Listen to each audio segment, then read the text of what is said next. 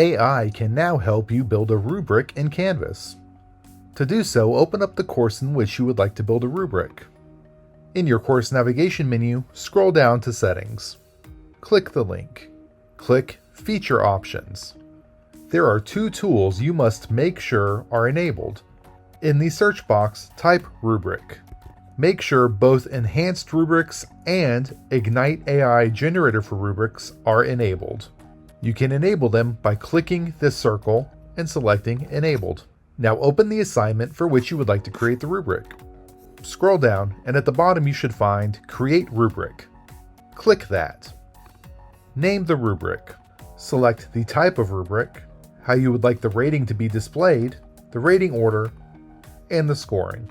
Be sure to check the box for Use this rubric for assignment grading. You can also decide whether or not you would like to post the rubric to the Learning Mastery Gradebook. Scroll down.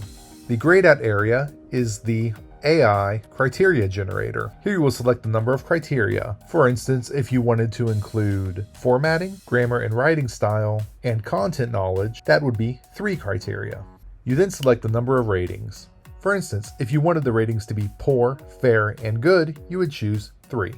And you insert the total number of points. You can give the AI tool more information if you would like in the 2 text boxes. Click Generate Criteria. The AI has scanned our assignment and has generated a rubric it believes will best reflect student learning. As you can see, the generator created 5 criteria and 4 levels, just like we asked. If you don't like this rubric, you can click Regenerate, and it will create a new one.